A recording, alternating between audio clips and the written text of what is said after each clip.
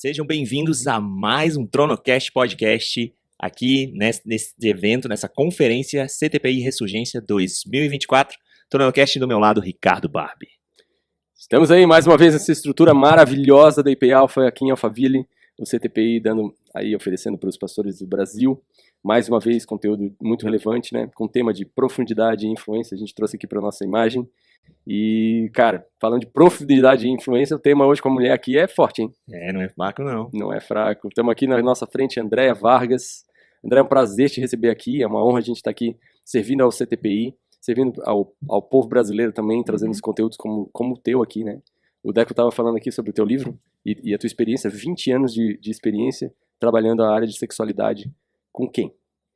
Bom, primeiro eu quero agradecer pelo convite, também estou muito feliz de estar participando do CTPI, eu acredito demais na proposta, gosto demais das pessoas que estão aqui compondo essa plataforma de trazer conteúdo bíblico para o povo de Deus. Fora que os encontros, né, que acontecem, as conversas, as trocas, aqui é fortíssimo, né? É sensacional. E a gente precisa de mais disso, especialmente quem está à frente de ministério, que às vezes pode ser uma jornada, não precisa, mas corre o risco de ser uma jornada muito solitária. André, desculpe, eu me perdi aqui porque eu já te falei do que tu fazia, mas antes de falar do que tu faz, se apresenta um pouquinho quem você é, né? Ok. Da onde é que você veio, enfim. Eu sou, Andréa, moro em Vitória do Espírito Santo com a minha família, eu sou membro da Igreja Presbiteriana Esperança, sou cofundadora da Missão Avalanche, que foi criada em 2004 no centro de Vitória, está lá até hoje. Primeira agência de missões urbanas com foco em capacitação de cristãos para enfrentamento de problemáticas urbanas. A gente, então, existe há 20 anos, são 6 eixos de atuação. Vou explicar rapidamente. Treinamento, intercessão, intervenção, evangelismo, autocuidado e questões humanitárias. Então é um leque amplo. Só o eixo de treinamento, por exemplo, tem um monte de escola. Algumas dessas escolas, por exemplo, missões urbanas, cosmovisão, refúgio, moda consciente, fé e alimento, autocuidado, sexualidade, aconselhamento em sexualidade, adolescentes para pais e líderes, os próprios adolescentes. Então são várias as possibilidades de treinamento e treinamentos curtos. Então, coisa de, às vezes, uma escola noturna, final de semana, 1 semana, 2 semanas, às vezes uma escola online. Então, são várias as possibilidades de formação. O nosso desafio, então, é atuar nessa área que eu mencionei agora há pouco, que é baseado num texto de Jeremias 51, de 11 a 14, que fala de um comissionamento de guerra. Deus comissionando um povo para marchar contra as muralhas da Babilônia. Mas ela não pode ir na raça, ela tem que ir capacitada. Então, por isso que o texto começa a falar sobre afiar as flechas, preparar os escudos, colocar homens de tocaia, de sentinela, e aí avançar. Então, existe essa tensão no ar entre o povo, aquilo que é de Deus e aquilo que não é de Deus. Essa é a primeira coisa que a gente precisa definir. Existe aquilo que é de Deus e existe tudo aquilo que se opõe a ele. Isso extrapola para todas as dimensões. Isso afeta, então, entrando no assunto que eu atuo, afeta a questão da identidade e da sexualidade. Então, essa é a Andréa que lida com esse universo todo. E estou à frente também da Estante da Andréa, que é uma plataforma para disponibilizar conteúdo para os cristãos, para homens e mulheres que queiram se apropriar do conteúdo bíblico para aplicar para suas vidas. E ali eu tenho escola online de sexualidade, que já está em mais de 40 países, em todos os continentes, mas a gente tem outros desafios para lançar novos formatos, né, de escola online, com mais foco, inclusive, para líderes e outras aplicações também, mas dentro da Estante da Andréa também tem o meu livro, que é o livro que eu acabei de lançar, lancei em março desse ano, pela Estante da Andréa, inclusive, eu mesma produzi. Mostra ali perto da câmera daqui. E o nome do livro é O Coração Explícito do Sexo, e se você olhar rapidamente a capa, você só vai conseguir ler 2 palavras, explícito sexo, até chegar à luz. Porque quando chega à luz, aí aparece o coração. Porque a ideia é essa, que às vezes a gente acha que o desafio da sexualidade, então eu tenho que mirar da cintura para baixo para resolver. Não. A proposta do livro é exatamente apresentar a seguinte ideia. Quando chega a luz do evangelho na nossa vida, a luz do evangelho vai mostrar que a gente é mais do que cintura para baixo. Que a gente também é cintura para cima. Por isso que a Bíblia sempre chama atenção para uma estrutura chamada coração. Então, por trás daquilo que acontece da cintura para baixo, tem um coração dando a direção. A pergunta é: que direção é essa? É da parte de quem? Então, o livro vai trazer uma proposta, e aqui eu coloco, inclusive, um conceito que eu desenvolvi, que foi o objeto de pesquisa no meu mestrado. Eu desenvolvi um conceito para ajudar discipuladores, para ajudar pastores, para ajudar pessoas que queiram, conselheiros, que queiram lidar com o coração humano de forma cristocêntrica, de forma bíblica, a olhar de fato para o problema. Então a pessoa chega, por exemplo, fui abusada. O que eu faço agora? Tenho um problema com pornografia. O que eu faço agora? A tendência de muita gente que quer ajudar é dizer o seguinte, não, então agora o que a gente precisa tirar você, por exemplo, do contato com a pornografia. A gente precisa agora fazer com que você tenha novas emoções, novas sensações, um novo olhar sobre você, sobre o outro. Ok, tudo isso pode ser importante, mas a forma como a gente lida com a vida, independente de qual evento a gente tenha vivenciado, tenha passado, toda a forma que a gente lida com a vida, ela é determinada, ela é desenvolvida, ela é definida no nosso coração. E o coração bíblico é diferente do coração que as pessoas normalmente entendem ser coração. Popularmente é conhecido o coração como sendo aquela estrutura onde você sente, não é verdade? Dia dos Namorados, vai ver um monte de vitrine de loja com um coraçãozinho desenhado, que as pessoas associam o quê? Paixão, a sensação de amor, de paixão, né? É muito sensorial, não é verdade? Mas a Bíblia fala de uma estrutura que é muito mais poderosa do que essa. Racional até. Aí envolve o pensamento, envolve as vontades, envolve também as emoções, mas antes de mais nada, e isso que é o pulo do gato, tudo que a gente pensa, deseja, tudo que a gente sente, tudo que a gente faz, tudo isso é decorrente de uma outra área que o coração também atua, a adoração. Em outras palavras, dependendo de como eu lido com Deus, isso vai afetar todas as outras áreas da minha vida, mais do que eu imagino. As minhas paixões, as minhas mais profundas afeições. Então, a minha vida é sobre isso aí. Fora isso, eu tenho várias plantas e livros. Não. Depois a gente deixa aqui a URL da Santos Andréa, né? Não vamos esquecer disso, tá? Tá. Será que nós vamos esquecer? Fala aí, vai. Qual é a tua URL, vai? Qual é o link? Vai colocar lá Estante da Andréa, você vai me achar, ou Missão Avalanche. Ok. Estante da Andréa, Missão Avalanche, me acha. Ok, pronto. Tá dito, para não perder. Qual é o maior desafio, olhando para a liderança das igrejas, né, de trabalhar com a sexualidade? Essa pergunta vem, tu falou um pouco disso na mensagem há pouco, mas é uma falta de conhecimento ou é aquele tipo de problema que ninguém quer mexer? Então, às vezes eu acho que não, primeiro a gente vai combinar, de fato, existe uma dificuldade em mexer no problema, em se aproximar do problema. Você então, acabou de falar ali um exemplo, tu pode citar rapidamente o exemplo da dona de casa que achava que não tinha nada lá? Então, é que eu passei um vídeo. Porque eu acho que ilustra exatamente o que tu tá pensando. Vocês curtiram o vídeo? Não vi, não consegui ver. Chegou depois. Então, o vídeo basicamente mostra, foi um episódio que aconteceu na Malásia, é um vídeo antigo, acho que do ano passado, e basicamente é a história de uma mulher que teve que chamar, eu acho, no seu equivalente, é o que seria quem trabalha com os animais, nesse caso, no país dela, lá na Malásia, e aí ela teve que acionar esse órgão, então, público, para poder resolver um problema que estava, aí ela viu, de fato é um problema. O que aconteceu? Na noite anterior, ela ouviu um barulho no forro da casa dela, imaginou que tivesse alguma coisa acontecendo, mas pensou o seguinte, não, amanhã passa. Não é nada, vou dormir. Estava cansada e foi dormir. No outro dia, viram que o forro estava um pouco... estava meio quebrado, rachado já, e tinha um buraquinho. E viram uma coisinha pendurada pelo buraquinho. Aí viram, mas o que é isso?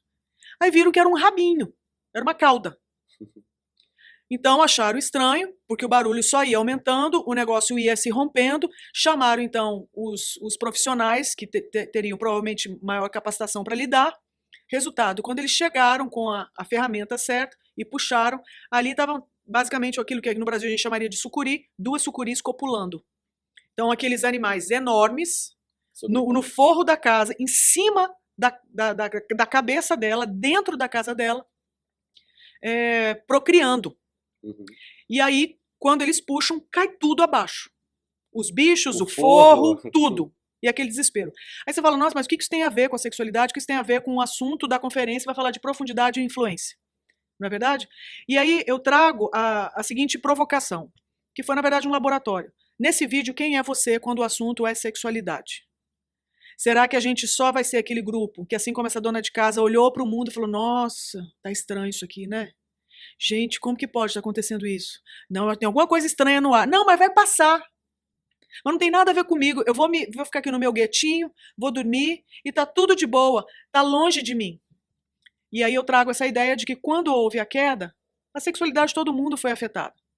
E é uma questão de tempo para a gente ver o quanto que a nossa foi. E só que isso não é só na escala pessoal, é na escala pessoal, comunitária e global. Então, diante disso, a gente precisa, de fato, ter um plano de ação. Por isso daí eu resgatei o texto de Gênesis 2, que fala sobre o mandato de Deus para Adão e Eva serem cuidadores, co-criadores na Terra. Deus é o Criador, mas ele chamou o ser humano para se envolver com o cuidado, com o cultivo da terra. Em outras palavras, nós temos trabalho pela frente, mas para fazer nos termos de Deus, até que veio a queda. Aí com a queda, exatamente, a gente abrir mão da direção de Deus e continuar vivendo. Uma das coisas que eu pontuei, não é porque houve a queda que a gente não usou mais, não fez uso da sexualidade. Não, a gente continua fazendo uso da sexualidade, só que sem opinião de Deus. Em outras palavras, deu ruim, está dando ruim. Então a minha fala toda hoje foi trazendo, estabelecendo a seguinte premissa: o forro já caiu. O teto já cedeu. Tá tudo aí. Tá tudo aí. A pergunta é o que nós vamos fazer a partir daqui. E aí eu pontuo, respondendo a sua pergunta, que eu acho que, de fato, eu concordo, eu acho que existe uma lentidão,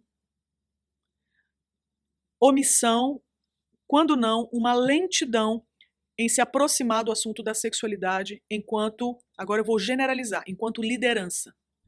Muita vista grossa diante da realidade. Pode ser por medo, até porque não conhece. Então, o que eu trago de provocação é o que falta para a gente incluir essa temática dentro da formação dos nossos líderes. Porque eles estão passando por formação. Por que a gente não inclui? O que impede? Porque foi o tempo que a gente não tinha conteúdo. O Brasil tem produzido boa teologia na área da sexualidade. Existem outros irmãos ao redor do mundo produzindo boa teologia na área da sexualidade. O que impede? Sabendo que os pastores, eu fiz o levantamento aqui, não sei se vocês viram, perguntei quem aqui passou por algum centro de formação teológica para entrar no ministério. Basicamente todo mundo levantou a mão. Aí eu perguntei, o módulo de sexualidade, quem pode levantar a mão dizendo que foi sensacional o módulo de sexualidade que você teve na sua formação de 4 anos? Um dos quase 1000 aqui dentro levantou a mão. Porque os outros começaram a falar, não teve. Não teve na hora que vai para o ministério, vai encarar o quê? Gente, porque nenhum é veterinário, até brinquei. É pastor de gente. E aí vai descobrir que essa gente tem crises no campo da sua afetividade, da sua subjetividade, da sua intimidade, da sua sexualidade. A pergunta é, e agora? Você acha que nas igrejas ainda tem... Essa pergunta é meio clichê, mas eu quero ver tua opinião mais profunda disso. Ainda tem o tabu da sexualidade? Eu acho que 20 anos atrás, quando eu pelo menos comecei a me debruçar sobre o assunto, por causa da dor de amigos, eu acho que 20 anos atrás a gente podia dizer o seguinte, eu já ouvi, inclusive, falando num seminário, numa igreja, uma igreja assim pequena, então numa sala, estava o grupo todo assim em círculo, e eu lembro que eu estava palestrando sobre o assunto da sexualidade, aí um homem da igreja, que parece que ele tinha até uma função lá dentro da igreja, levantou e falou assim, olha, eu acho um absurdo estar tendo esse tipo de seminário aqui dentro. Eu falei, é mesmo? Eu, convidada, tá? E aí eu falei, é mesmo? Por quê, irmão? Ele falou assim, porque é o seguinte, você vai chegar aqui, você está explicando como que são as coisas, o que é, por que existe isso, aquilo, outro e tal. Aí o que vai acontecer? Aí nós vamos começar a acolher essas pessoas. Então já me dá um certo ranço quando eu ouço isso de essas pessoas. Essas pessoas? Aí nós vamos saber acolher. Aí a gente acolhe, o que vai acontecer? Aí vai ser esse pessoal chegando aqui dentro. Aí eu não acho certo. Uma laranja podre no meio das laranjas boas. Meu filho vai conviver com laranja podre? Foi isso que ele me disse. Isso há 20 anos atrás. Isso há 20 anos atrás. Isso há 20 anos, exatamente. Então, há 20 anos, eu acho que a gente ainda podia encontrar uma certa resistência que não era assim nem velada. Era posta. Eu já vi, por exemplo, gente, líder de centro de formação de futuros missionários, que acreditava o seguinte, uma ingenuidade tremenda, melhor a gente não tocar no assunto para não despertar. Que mundo que vive, gente? Que parte da premissa que não foram despertados. Ele não leu Gênesis 3, não? Então, assim... Não precisa nem ler a Bíblia, só olhar para os filhos dele, né? Para ele, no caso, só olhar no espelho. Sim, todos nós fomos afetados. Verdade. Todos nós. Todos nós. Então, agora, a gente talvez se contente com algumas denúncias, que são, por exemplo, alguns sinais. Aparentemente não tem problema. Aparentemente, visivelmente tem. Entende? E a gente acha, então, que uma vez que aparentemente não tem problema, não tem problema. Não, não significa, porque aos olhos de Deus, a nossa sexualidade foi quebrada com a queda. E como que a gente pode, hoje, nas nossas comunidades locais, lidar com este problema? Né? Olhando não só para a liderança, mas olhando para a igreja em si. Quais são as estratégias que a Qual gente o pode usar? problema? O problema da distorção da sexualidade. Ah, ok. Então, veja bem, porque a sexualidade ela não é um problema. Ah, sim. Né? Ela é criacional, ela é uma bênção, ela é uma dádiva. Ela é a possibilidade de você expressar quem você é. Ela é a possibilidade de você expressar amor. Ela é a possibilidade, inclusive, dependendo da instância dela, de você gerar sua descendência. Então ela é uma dádiva. Um amigo meu, psicólogo evangélico também, ele falou uma vez uma ideia que ele teve. A gente estava capinando um jardim. E ele falou, Ricardo, o orgasmo para o homem e para a mulher parece ser um exemplo muito curto de um espaço de tempo da grande alegria que a gente vai ter quando estiver com Deus.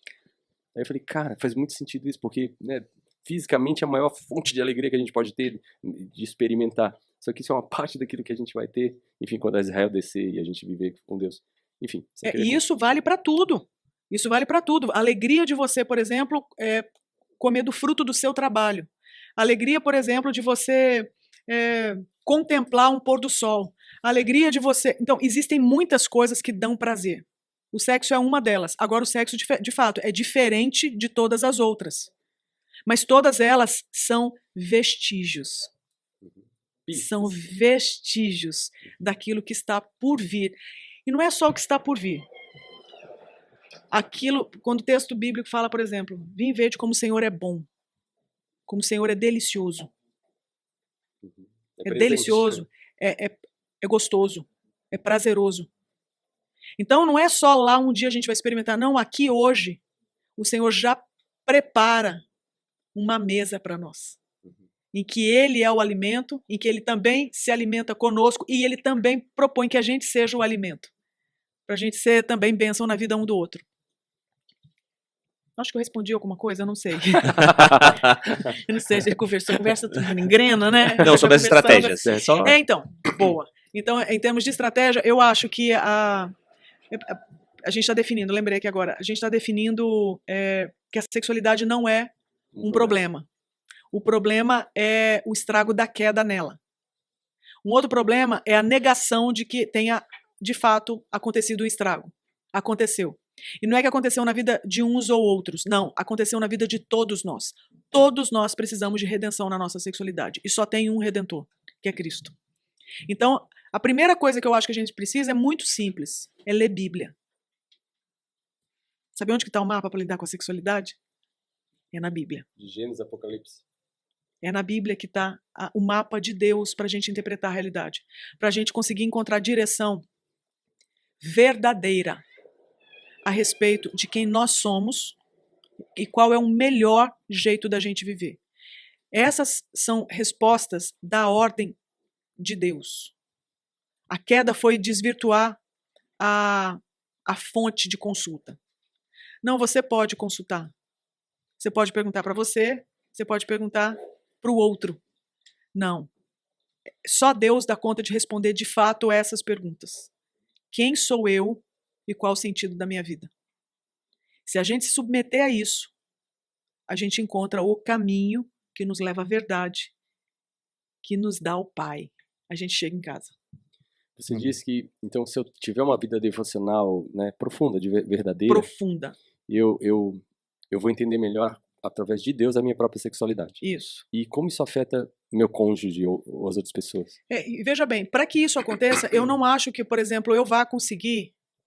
Eu converti, por exemplo, aqui na faculdade, aqui em São Paulo. Então agora eu vou ter devocional. Então eu profundamente agora, lendo a Bíblia, eu vou conseguir ler, descobrir quem eu sou. Eu vou conseguir, eu acabei de converter. Eu lia até agora os autores que os meus professores idolatravam. E eu idolatrava porque eu os idolatrava. Idolatrava os professores, idolatrava os autores, os ídolos deles. Certo? Eles fizeram discípula. Então, agora eu pego a minha Bíblia e eu quero profundamente ler. Ok, eu quero profundamente ler, mas eu não sei o que está escrito. Por isso que a gente precisa de igrejas bíblicas, com pregação bíblica. Por isso que não adianta vir com o quê? Tentando ser influente sem ter profundidade bíblica. tem que ter profundidade bíblica para daí a influência ser cristocêntrica. Senão você vai ter algoritmo, mas você não vai ter, de fato, aquele aroma suave de Cristo, sabe? Subindo pelas palavras que são pronunciadas ali dentro, por exemplo, durante uma pregação. Então precisa de igreja bíblica, de pastores bíblicos, precisa de cultura cristocêntrica de cuidado no que diz respeito a discipulado, para daí eu dar conta de ter um devocional profundo. Porque eu não vou conseguir. 21 anos eu converto a Cristo.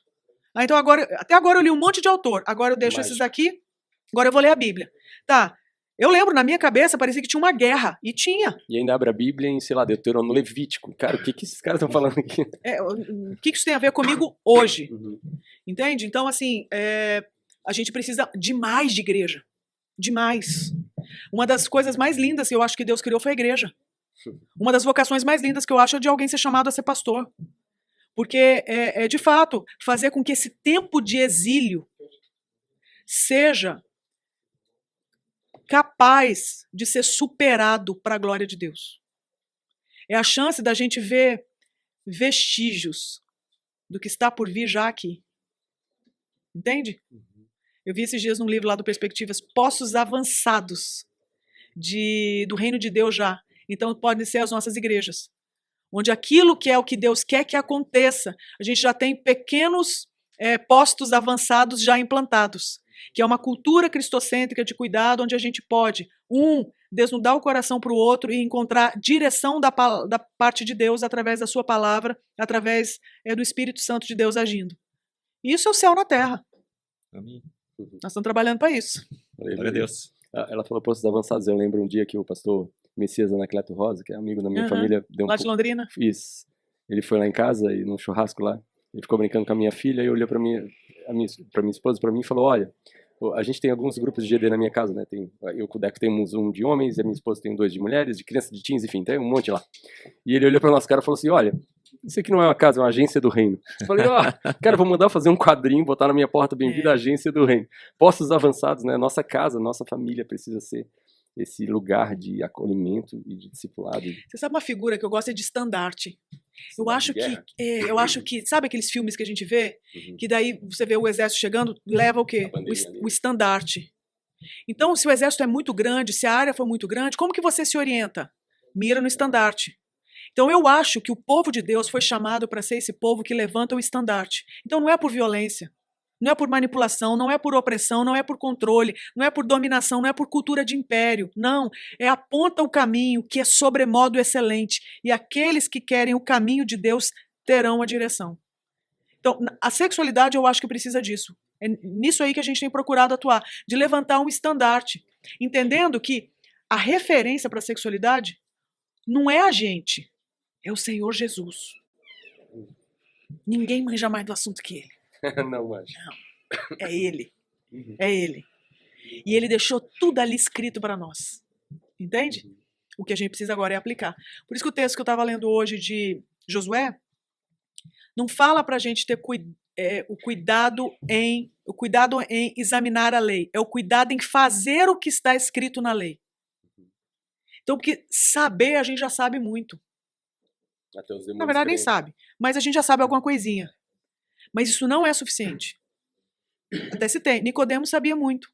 Era professor de teologia, mas nem por isso entendeu nada a respeito de nascer de novo. Jesus teve que explicar. Certo? Agora, saber é uma coisa. Mas o povo de Deus é chamado para descansar no que sabe. Aí é o quê? É ter o cuidado de fazer o que está escrito na lei. Acho que é isso. Aleluia. Show de bola. Sem mais perguntas, Deco? Muito obrigado por esse tempo, né? Se quiser deixar algum recado aqui para falar um pouquinho de você, do seu ministério, esse é o tempo. Eu quero convidar as pessoas para conhecerem a Missão Avalanche. A gente está lá em Vitória, no centro de Vitória, uma missão que foi plantada 20 anos atrás e tem o objetivo de capacitar cristãos, então, para serem uma bênção nos desafios contemporâneos. A gente tem várias escolas, eu particularmente, eu acho fascinante todas as propostas que são levantadas ali. A gente tem um time de 10, 11 missionários que estão em tempo integral nessa missão, cada um com uma área mais assim interessante que a outra. Uma trabalha com refugiados, outra trabalha com moda consciente, outra trabalha com autocuidado, outra trabalha com esporte, entende? Então são áreas que parecem que, nossa, mas isso tem a ver? Isso tem a ver porque Jesus veio reconciliar todas as coisas para ele. Então nada fica de fora. Por isso que a gente precisa, sim, ter uma teologia sobre o alimento, uma teologia sobre a moda, uma teologia sobre o consumo, uma teologia sobre tecnologia, uma teologia sobre a infância, sobre os nossos afetos. E a gente, então, é uma missão que procura descobrir qual é a direção de Deus para tudo isso que diz respeito à nossa vida no dia a dia. Entende? Então as pessoas vêm, entram no site, na verdade elas entram no site, elas veem o que interessa ali em termos de formação, preenche o formulário, envia, recebe a resposta, uma vez aprovado, vem, passa um tempinho conosco. A gente oferece a estrutura de hospedagem, alimentação, e é tudo muito, também envolve muita ação prática. Entende? Então, essa é a missão Avalanche. A outra é a Estante da Andréa. A Estante da Andréa é uma plataforma que eu procuro colocar ali o conteúdo que eu acho que vai servir para as pessoas serem fortalecidas na sua jornada, tanto pessoal quanto ministerial. Então, ali tem a escola online de sexualidade e tem também o livro. Então, tenho procurado atuar dessa forma, mas eu entendo que a direção que Deus me deu há 2 anos foi muito específica. Eu tenho procurado servir a igreja no Brasil, por denominação, entregando uma proposta de aplicação da cosmovisão bíblica para a sexualidade humana. Então, eu desenvolvi uma tutoria para juntar líderes por denominação, porque daí eles ficam à vontade para partilhar os desafios da sua denominação, isso, sem se preocupar com o que o outro da outra denominação vai pensar. Não, então ficam os iguais com os iguais, um ambiente muito acolhedor ali entre eles, e ali a gente leva uma proposta de aplicação da cosmovisão bíblica na sexualidade. Por quê? Porque isso aí vai afetar o discipulado. Entende? E aí isso significa que a igreja ela vai, com isso, tratando de fato, com seriedade, aquilo que é o mais importante, que é lidar com o coração humano, só que de forma cristocêntrica. Então, essa é uma proposta que a gente tem desenvolvido já basicamente é recente, em escala, eu quero dizer. Porque uma coisa é você vir para uma conferência, outra coisa é para uma denominação, por exemplo. Uma denominação levantou 800 líderes da própria igreja. É uma mega igreja. Uhum. Na hora que você impacta esses 800... alguma coisa vai acontecer. Está acontecendo. Então a gente viu as denominações das mais diversas se abrirem e a gente poder levar essa tutoria. E isso tem ajudado, graças a Deus e para a glória de Deus, ao desenvolvimento do cuidado cristocêntrico, no que diz respeito ao coração humano, a partir, então, da igreja, o que é uma bênção, né? Amém, amém. Glória a Deus. Obrigado por esse tempo. Eu que Deus agradeço. te abençoe. O Tronocast está sempre disponível aqui. Se tiver algo para compartilhar, é só nos procurar. Legal, a gente bom está aqui saber. pelo segundo ano, já convidado está nos próximos. O Dodô, eu vi pelo coisa, tá aqui, ó, atrás da gente aqui, ó. André, é uma honra te ter aqui, e mais do que você, porque você é uma serva do Senhor, como eu sou, o Deco é também, o Fernando Drogo que tá aqui, né? A gente tá aqui para servir, mas que lindo você dizer sim, obedecer ao Senhor e entrar numa área que eu sei que é encrenca, né? Porque eu falo isso porque a gente vê sexualidade rolando em tudo quanto é lugar muito distorcida, nas áreas, nas amizades, nos papos, e a gente como cristão precisa se posicionar e ter Cristo no centro mesmo e dizer, cara, isso que você está falando é errado, né? E dizer não.